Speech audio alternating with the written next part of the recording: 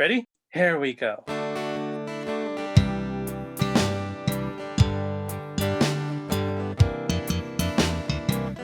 Different points of view and highs and lows. A new perspective everywhere you go. Open up your mind, drown out the noise, and see if this connected.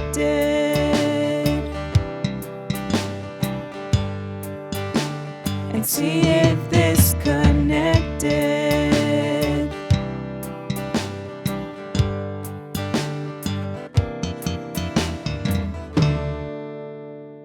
The mission of this Connected podcast is to connect generations and situations about faith, life, and whatever comes along the way. To not necessarily agree, but definitely be listened to. These conversations, of course, share the different perspectives of me and the guest. You, of course, are always welcome to agree or even disagree, but as always, we hope that it is done in charity. I'm Catholic.Dad, your host, and with me today, finally got her, got a special guest.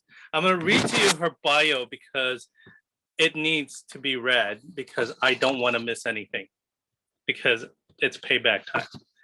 All right. This is Berenice Villa. So Berenice Villa's roots are deep in San Bernardino. Berenice started her community involvement in high school with Girls Con Ganas. She led the initiative to pass the social host ordinance in various cities across the Inland Empire. She continued her work with MHS, where she formed various coalitions of families to reduce underage drinking and drug use. This community work came naturally because of Berenice's faith. She serves as a youth leader at Youth in Action, a youth ministry at Our Lady of Guadalupe Church. Because of Berenice's prevention work, the ministry focuses on various social issues. And I have that look that she's passed that on to other people. But you know what? As a fellow youth minister, it never disappears. They still call on you. You know they still call on you. So hush. Aside from serving at her church, Berenice also served on various committees in the San Bernardino Diocese. Her hard work allowed her to become the current youth programs coordinator for the Office of Young Catholics. She serves all youth ministries in Riverside County. She loves serving her community and was recognized in 2018 by Assemblymember Eloise Gomez Reyes as one of the 30 under 30 making an active positive impact in the 47th district. Berenice continues to be committed to accompanying and serving her community. But aside from that, I gotta tell you about the things that she's doing with the church. And here it goes. Berenice also is currently youth programs coordinator, as I said earlier, for the Ministry for Young Catholics at the Diocese of San Bernardino, by the way, the largest diocese in the United States. She received her ministerial formation through CMFP and specialized in social justice ministry to integrate Catholic social teachings with her efforts in community organizing in a nonprofit organization where she worked as a community organizer and prevention specialist for 4 years. Berenice grew up in the community of our Guadalupe, like I said earlier. And you know what? Here's the thing with Berenice. She is so active and she is so dedicated with the church, and nothing usually phases me. Nothing usually fazed me. But when I first met Berenice, she intimidated me. Oh no, here comes the story. Yeah. I'm going to tell it. We were at an event and she had her youth so on point, like how my mom used to get all her children to do what they needed to do. Berenice got them with a look. With a look, yeah. With a look, and I was like, that's a youth minister. That is a youth minister. And I tried it, didn't work for me. So, man, you gotta bottle that. But fam, this is Berenice Villa, and she's our guest today. And you know what? I love the topic that we're going to talk about today because it's something that needs to be addressed in our communities, in our parish communities. And it's about youth and young adults, and accompaniment. And what does that mean? Because accompaniment in ministry sometimes, means different things for different people. But in our topic today, we're going to tackle something that might be controversial. Could be, but it's something that needs to be talked about. So, Berenice, what is your definition of accompaniment? And by the way, welcome to the show. First off, thank you so much for having me. I know there have been several times that we talk about doing this, and because of scheduling, and I knew it was a bad idea when I sent you, and COVID happened. I knew it was a bad idea when I sent you my document with my bios. I was like, oh no, he's gonna read the Spanish one now too.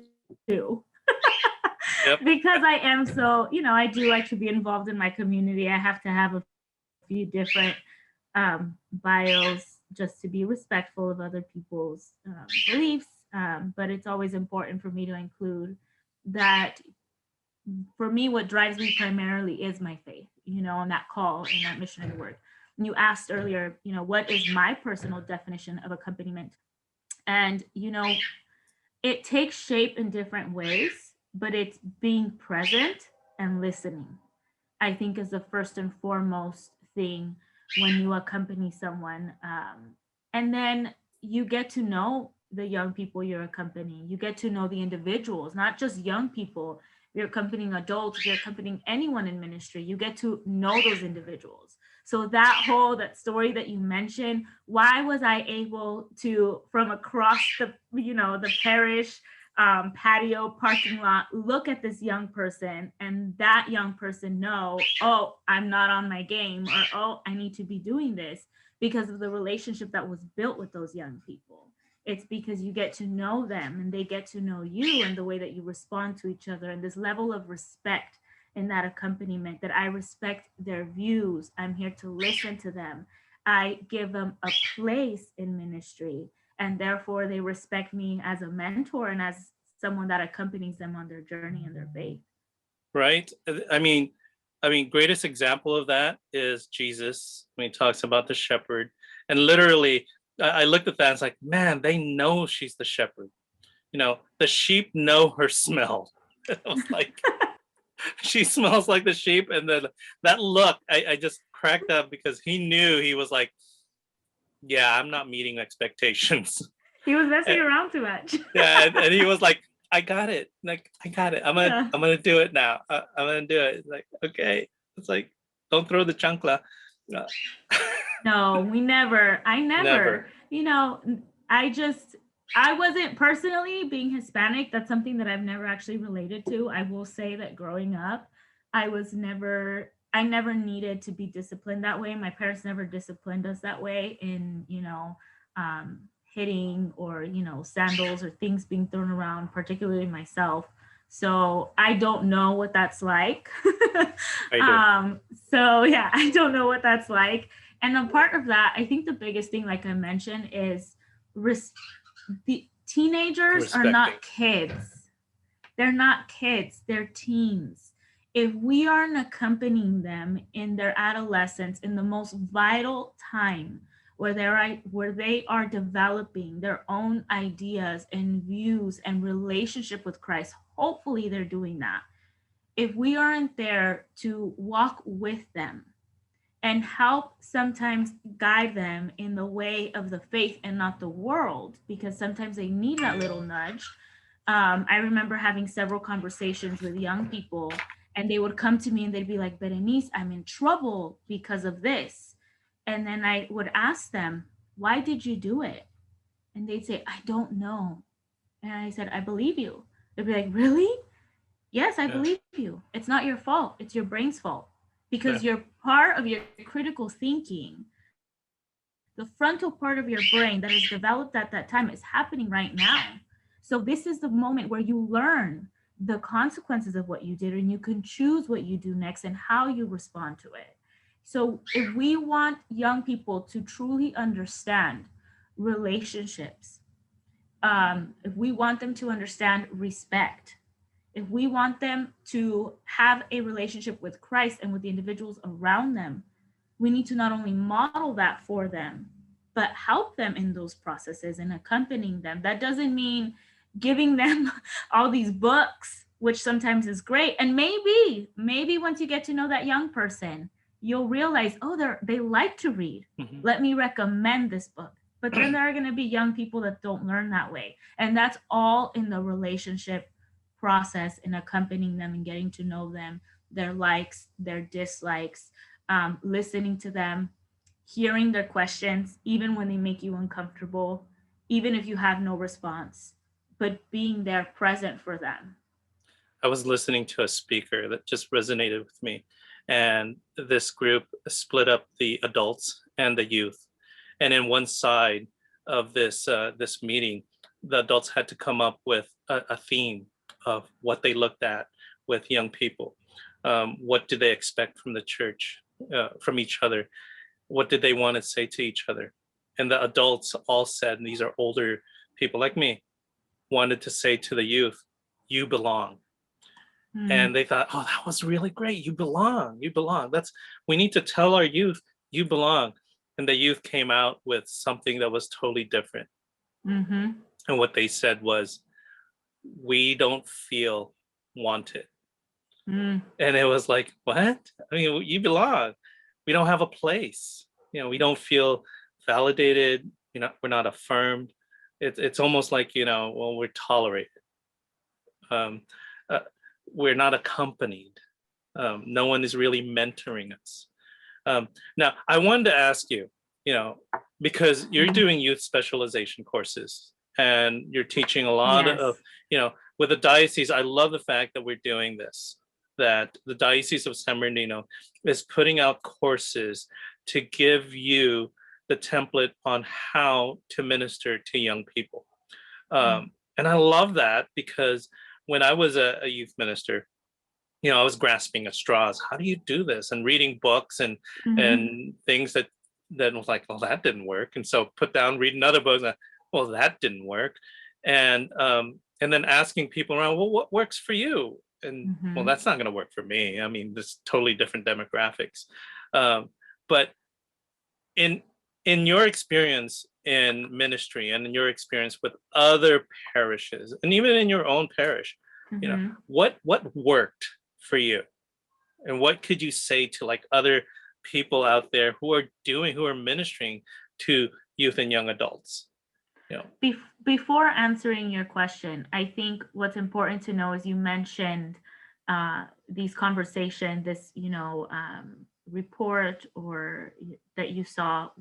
The national dialogue took place, and they released their final report. And on page 19, which you could find this, available free, they have some particular trends that emerged during these conversations. Now, the national dialogue focused on how do we unite young people, how do we engage, and how do we mobilize? And not just working with young people, but they had this conversation and they surveyed priests, lay people, parents, teens, young adults, and they wanted to hear from them. And this whole purpose of synodality. We've done the whole process with Pope Francis. Here in the US, we did the Quinto Encuentro process with only Hispanic young people. Now, this was done with all young people and anyone who serves them or does not. And one of the biggest points, the first point that says here, says the young people in these conversations are actively engaged in their faith, yet still struggle with the church. Yeah. There's a total disconnect. A complete disconnect. And when you ask me what has made the difference and what I have seen in the parishes, because that I visit, that I'm with, and personally, what has made the difference is something that Springtide Research has pointed out in a report that they actually did in March 2020, in the beginning of the pandemic with young people. And it had to do with mentorship. It had to do with having an adult present in their life that the young person trusted. When I go to a parish, I can tell by witnessing. I don't know who is the priest, and so I don't know who the mentor is. I don't know. I can tell the young people that are actively engaged not only in their faith, but that will probably continue to stay disciples and have that relationship. And upon having those dialogues, they will point out, that's my youth minister right there. If it wasn't because of that individual, I don't know where I would be in certain parts of my life. they have a mentor, they have a young adult or an adult that they trust, that accompanies them, that they know seeks to benefit and help them. And the not the national dialogue, this report, the Springtide Research, which is a third party, they're not a faith-based organization, but they did this research on the state of religion and young people with the relational authority. It took place March 2020. And the people that reported that they had at least one trusted adult were 40% more likely to find purpose in their life. That's amazing. Just one. Just one trusted. And the numbers, this report is also free if anyone wants to look for it. And if the numbers continue to rise, if they have more trusted adults in their life, some of them even jump up to 85% of finding meaning and purpose in their life. And that says a lot, because at that time when Springtide Research did this survey, 60% of the young adults already felt very isolated. Yeah. This was in March 2020. How must they be feeling now? If they were already, 60% of them were already feeling very isolated. It boggles the mind. And you know what, you and I both have experience where there wasn't much support. Yes. And what share with us some challenges that youth ministers out there experience when they don't have that support. What are some of those challenges? I know my challenges were, well, do I really want to do this?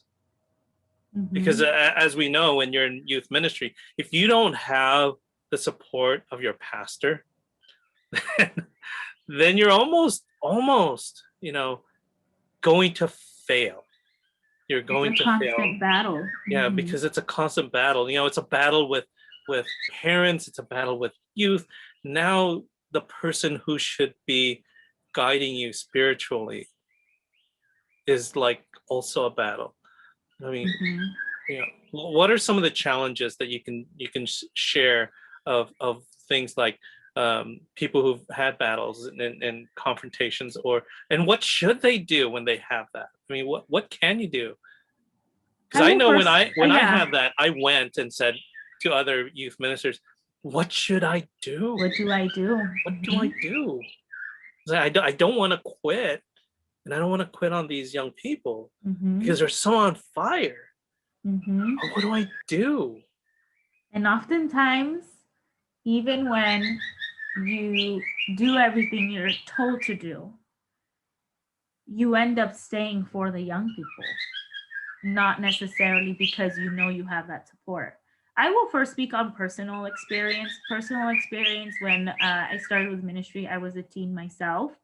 And it was the bishops and our diocese do these visits to each parishes every so many years. I don't know if that's going to continue with our new bishop. And they would sort of review the state of the parish. How are the ministries? How's the involvement? And they tell you everything the parish is great at, and then they look at the areas that need to grow. And one of the areas that needed to be developed, that wasn't developed at my parish, was the area of accompanying young people. And my mom at the time was a coordinator for a sacramental preparation program. But because I was a teen, and I had really close relationships with a lot of the leaders. I grew up there. I grew up in this community.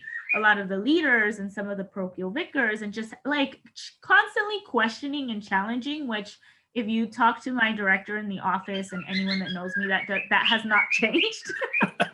Constantly questioning and constantly challenging, this status, because I don't know, something in me, I see that things weren't working. I myself, as a young person, if I didn't have those adults around me, I don't think I would have made it that far. So, but then I looked at my friends that I had grown up with in the church, and they were leaving because there was and then their questions weren't being answered. And they were just having this crisis of not only identity, but a crisis of faith. And I was like, wow, there could only be a place for them.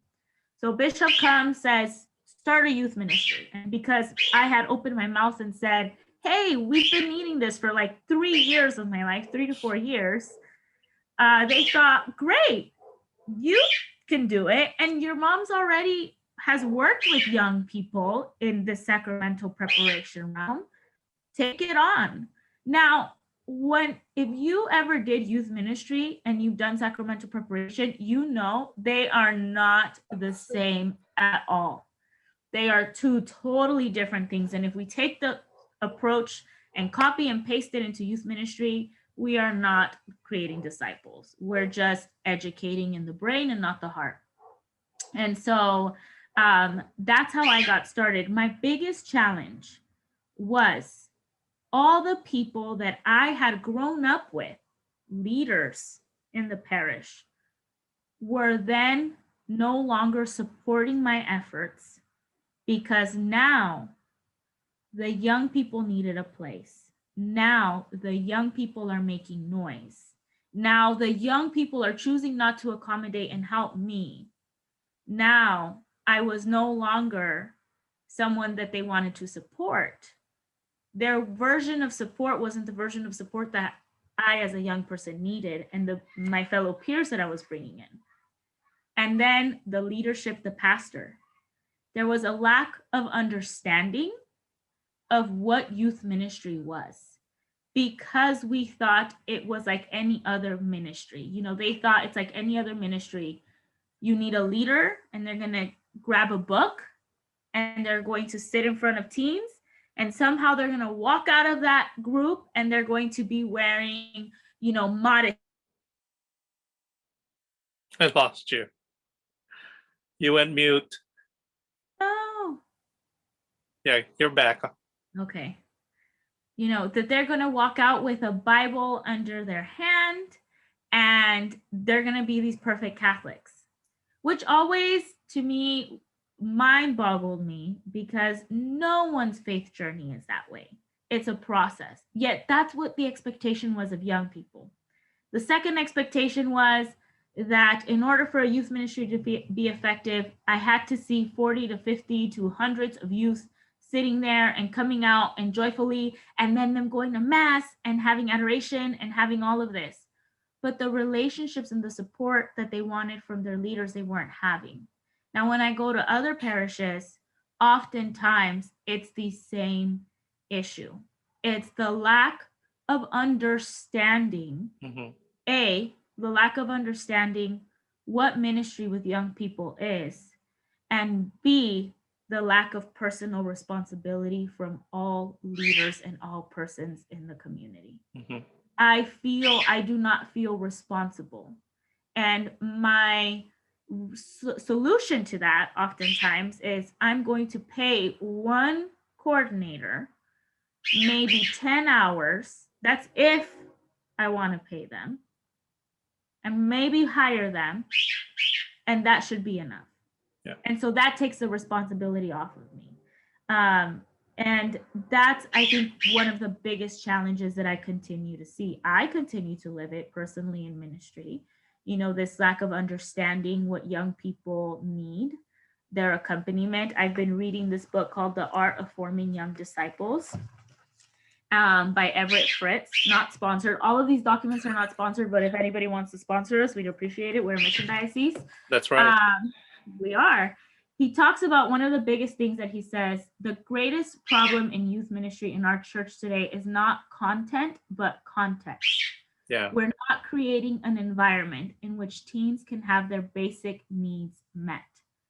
The need to be understood, to belong, to be transparent, to engage in critical thinking and find guidance. As a result, they're not becoming lifelong disciples. We expect this youth ministry that has no support in the way that the young people actually need them. We expect them not only to flourish, but to stay. And that's just not going to happen. And we're seeing those numbers. We've been seeing those numbers. This pandemic has only accelerated a problem that those of us who have been in youth ministry have been witnessing for years. Because as long as we're on this boat alone or as ministers and we don't have the whole community on board, we will only be able to rescue the few. But what about that one that's lost? We need that support. Yeah, it's still that one-eared Mickey. That youth ministry is over here, and the rest of the church is over here, and we need to stop thinking about that. It breaks my heart sometimes when we see vibrant youth ministries out there that become stagnant and then slowly disappear because of a lack of understanding, as you said, or a lack of involvement, or a lack of accompaniment by the pastor, by the community, not simply the pastor. But this message is for parents. If you're a parent who's an active person in ministry and church, and you have a youth, or your child was a youth and benefited from it, you need to actively advocate for ministry for young Catholics, because it's important. I hear this all the time. Where are the young people? Where are the young people in the church? I only see kids in the church and old people. Where are all the young adults? You talk about ministry and you talk about young adults. And my answer to that is always, it's that attitude that prevents them from coming. My thing on that is ministry constantly is growing and constantly changing, because our young people are constantly growing and constantly changing. And I crack up because one time I was talking to a person that says, well, if it worked in the 80s, it's going to work in 2020. Like, well, yeah, it didn't work for me in 1980. I don't think that's going to work for these guys in 2020. So how do we get our pastors and our parish leaders to accompany, or to learn ministry, or to learn about how to engage our young people? I would say something that I still haven't given up on. It's, don't stop asking for your right to dialogue and to work together. I know my biggest challenge has not been the dialogue part, obviously, but the collaboration and what that looks like. And don't come in with expectations. Really listen, and develop those expectations together. I think that's one of the biggest things that will help, because what I've seen, and in my case, when we started ministry, I remember the pastor met with us once and he said, well, this is what you need to have. And I remember saying, that won't work for us. However, if we work together, we can develop a plan. Now, did I have to walk out of there and do what he said because he chose not to listen to me? Yes. And did it work? No. And not until I showed him, see, I told you it didn't work, was I able then to move forward in a direction of really listening to the young people. And that's the part of accompaniment that we lack as leaders, and we lack to do. If I myself, I'm a young adult myself, if I were to do the things that I did when I started ministry, when I was a teenager, I am 27 now. I started ministry when I was 18. What worked for me at 18 years old is not going to work right now. The foundation of our church is the same. The way that we engage our young people needs to be constantly evaluated. And here's the thing. My biggest challenge with those that want to accompany young people is you don't need to burn yourself out planning for them when you can plan with them. Plan with them. Plan with them. And not only will they take ownership, you will see their leadership abilities. And that is where you accompany.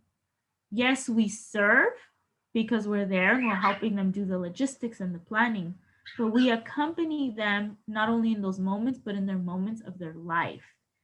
And that's where you will see disciples. If I could share with all the young people I've encountered, One of the things that this book has called me out on, and I will speak on it, and I remember feeling so guilty, and he had me reflect, what is the difference between all the young people that I encountered and the ones that I continue to see that are having a lifelong discipleship in their faith when they go to college, are the ones that I spent more time with. Mm-hmm. I listened to them more. I engaged with them more. I sometimes even questioned them, challenged them a little bit on their faith, invited them to have dialogues with their parents, invited parents, because I am not the parent, I'm the minister, invited parents to have dialogues with their young people. Because it happens to me with my nieces. My nieces are 14 years old, and I have to snap myself out and be like, they're 14. They're not kids. Let me ask them, what do you think? How do you feel? Because if not, I could be living with them and not know them. We have these young people in our parishes, just like the dialogue said, who are active in their faith and they're coming to Mass, but we don't know them because we're not engaging with them. We're not accompanying them. They're not being provided that space, a welcoming space. I see a lot, and especially with older pastors and older people in ministries, is that the youth are used for things that need to be done. Mm-hmm. But they're not asked, what is it that you want to do? Mm-hmm. You need to do this, you need to do that, you need to learn this, and you need to grow into a good Catholic by doing these kind of things. But they're never asked, what is it that you want to do? What do you expect of me as leader?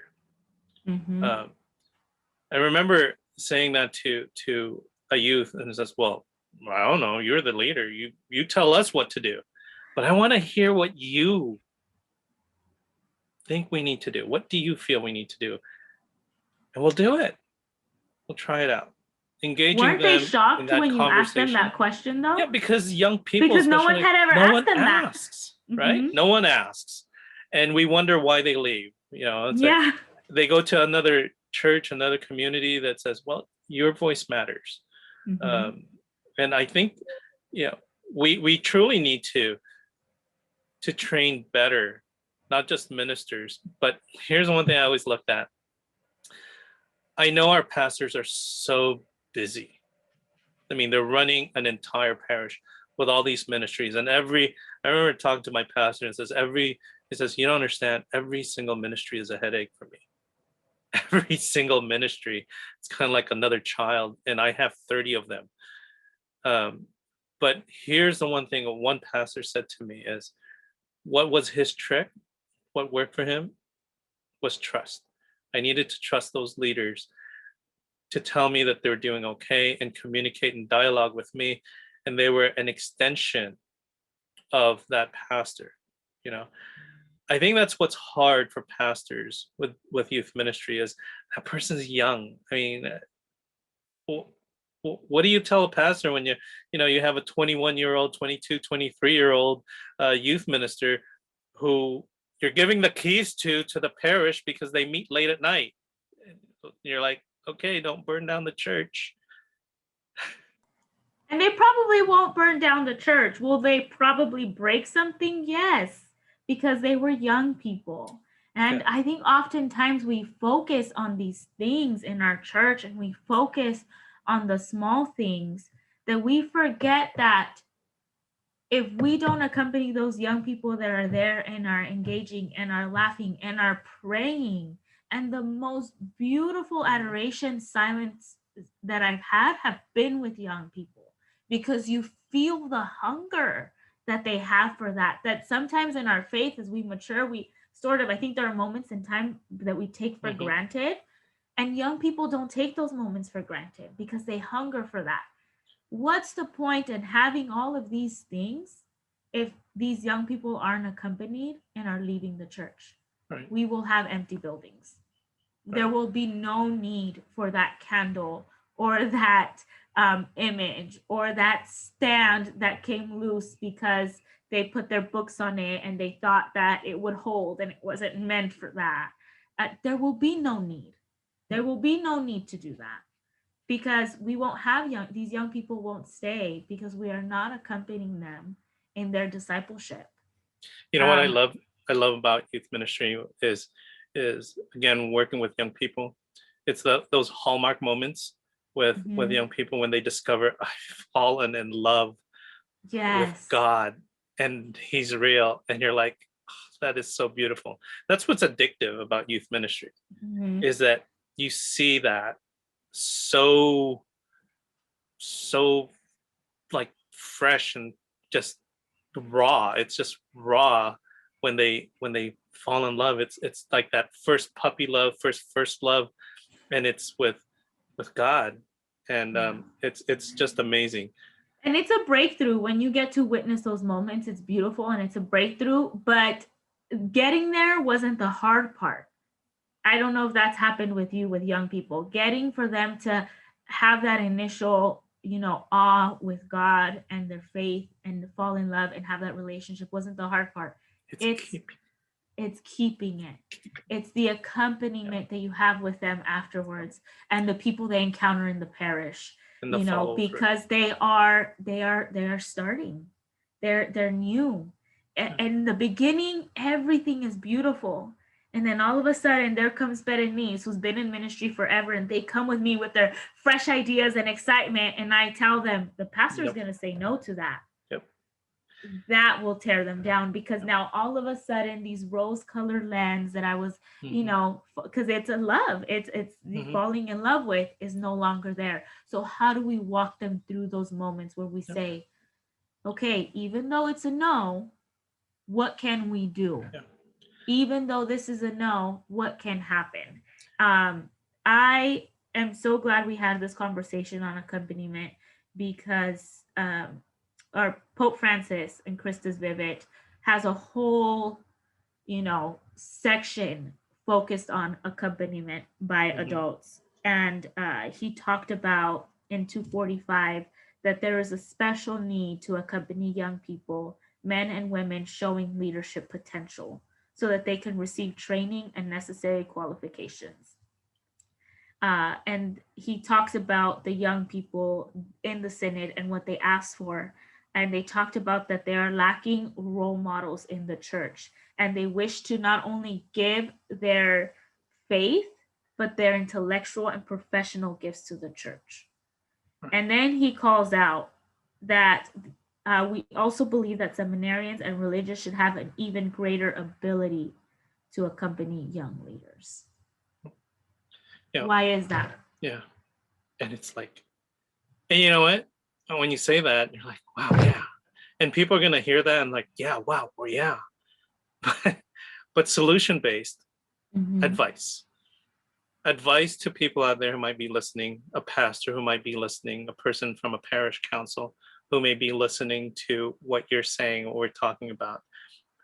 What is a beginning step for attaining, fixing a problem that just keeps going and getting worse?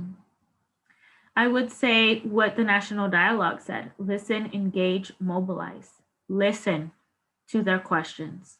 Don't assume that they know because they have Google, because the information they have is what the world is giving them. Don't judge them on their question.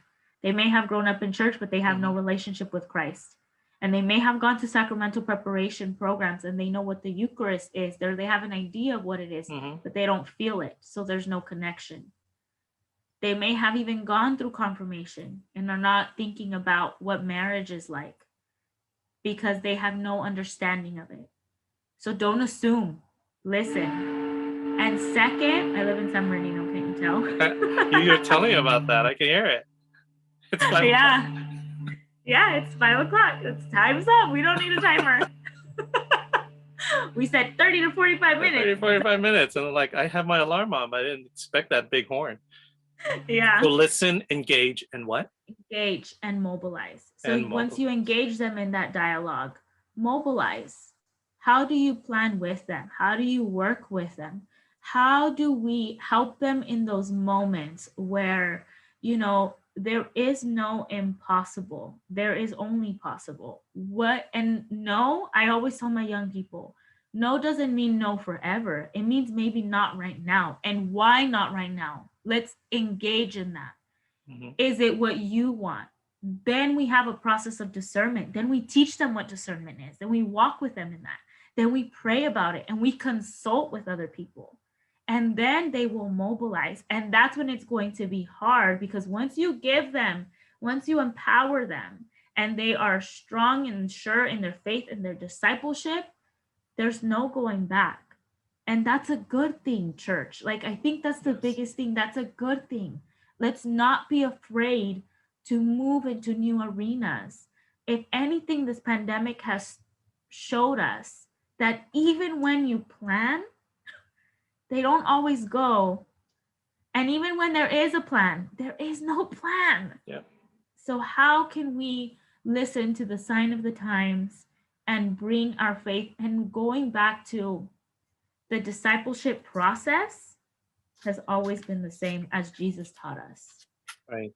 You know, to listen, to accompany, to engage, to get to know. It's what he did with the woman in the well. It's what he did with his disciples. It's what he did with anyone he encountered. And even then, there are going to be moments as a minister where you feel like you failed because you gave your all. I always find solace in the fact that Jesus had 12 disciples. Yep. And only 11 continued. That's right. Yep. You know, because there's only so much that we can humanly do.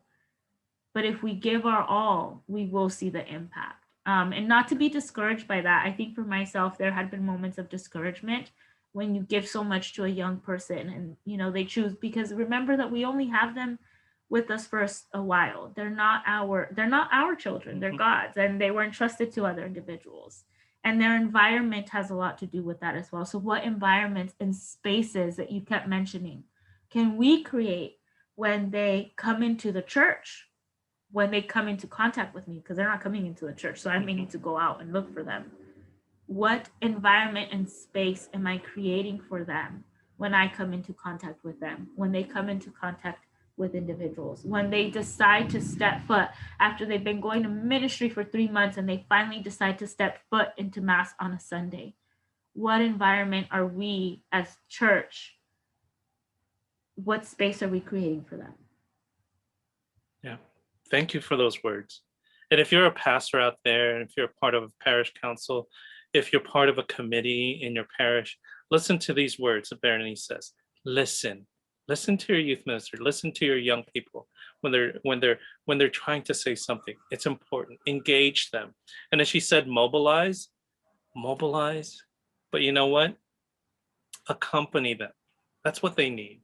Accompaniment is all of that: listening, engaging, mobilizing, and actively listening and participating. And one of the most things, affirming that their words matter, that they have a place, that they're not over here thrown aside, but they are part of the parish community.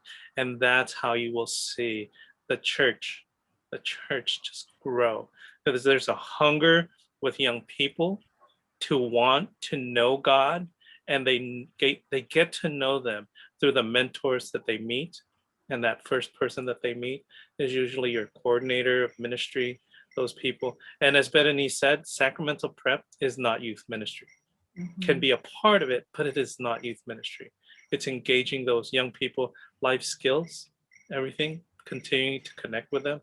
You know, thank you, Berenice, for joining me. I know we want to honor that time because my crickets are going off. I didn't have a big whole train horn that's going off. I actually just have crickets that won't turn off.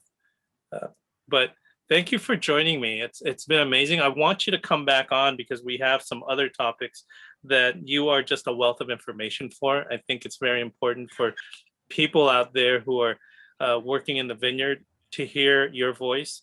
Are there any classes that some people can take within the diocese so that they can learn more about how to work better with ministry? Youth I think ministry? what's beautiful about our diocese is that we have a whole department focused on the formation of our lay people and our ordained and our young people. And so, as you read in one of my bios, one of my bios is that I actually specialize in social justice ministry. I feel passionate and called to serve with at-risk youth and young people who are at risk of not only losing their faith, but just, have particular challenges in their environment, motivating and empowering them for them to have their own voice, not for me to be their voice, for them to have their own voice. So just like I was, had the formation in that, our office has formation. If you want to learn how to accompany young people, all these resources and tools and books that I, mentioned, you can contact our office via email, youngcatholics@sbdiocese.org.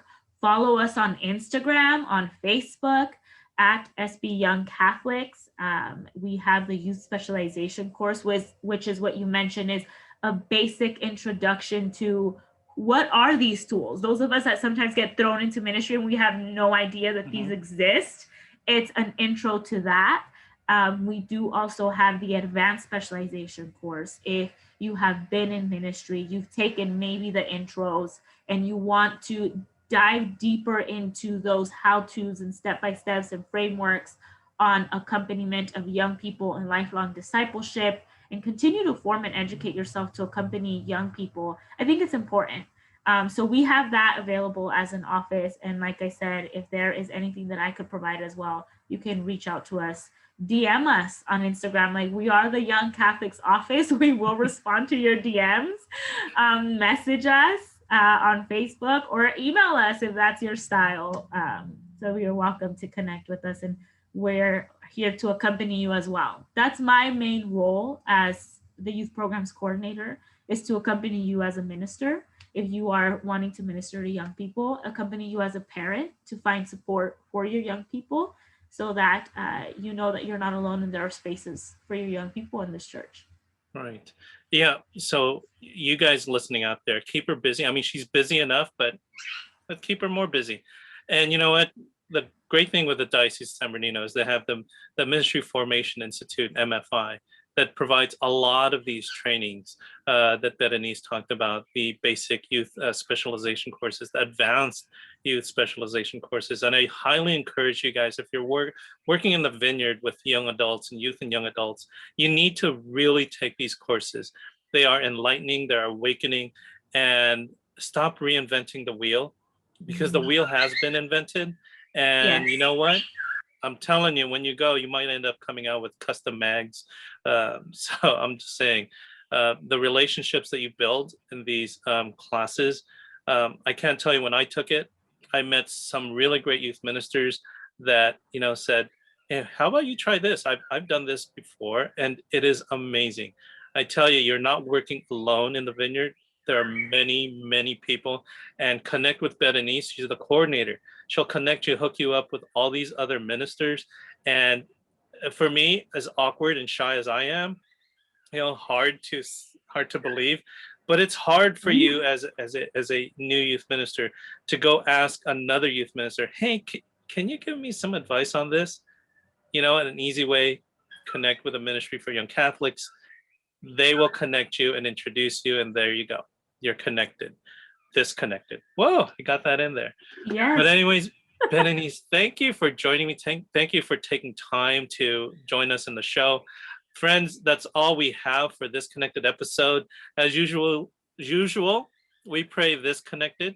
If it didn't, please just send us a comment, send us an email, send us information on what you expect from us, what things that you want at catholic.dad50@gmail.com, or DM us on our podcast on Instagram, thisconnect.org at catholic.dad.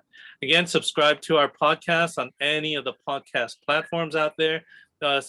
Subscribe, as Tony would say, subscribe to our YouTube channel.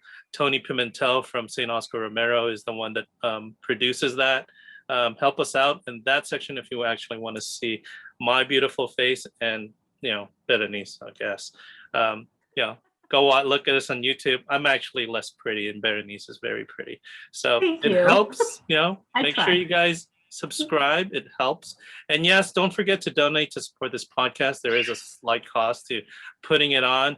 And if when we actually make it big, Berenice, we have a mission to support all the needs of youth ministry to remain strong in the faith. So that is our dream. That is our hope. That is our prayer.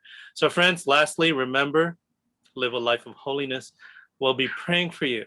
Please pray for us. And most importantly, be blessed and be 30. Don't forget, you are beautifully and wonderfully made, Arno. Amen. I am. Look at that. Beard and all. Bye, guys. Thank you, Berenice. You're welcome. Thank you for having me. Hit it, Tony. Different points of view and highs and lows, a new perspective everywhere you go. Open up your mind and drown out the noise of different generations of new girls and boys. So sit back and relax, this cat, the podcast. Don't overreact if the thoughts are abstract. When it's hosted by Catholic Dad, who knows what's gonna happen? Hey, what's up, fam? Different points of view and highs and lows, a new perspective everywhere you go. Open up your mind and drown out the noise and see if this connected. What's up, fam? To connect generations and situations about faith, life, and whatever comes along. Expect runaway thoughts like a runaway train. Break into conversation like links of a chain. Make a Hail Mary pass, hope this connects. Have a question for a guest, put it to rest. Live a life of holiness, lead by example. Follow at Catholic.Dead and Mini Tingled. Christ leads our way, he's the good shepherd. Pray for one another, be blessed and be there. Different points of view and highs and lows, a new perspective everywhere you go. Open up your mind and drown out the noise and see if this connected.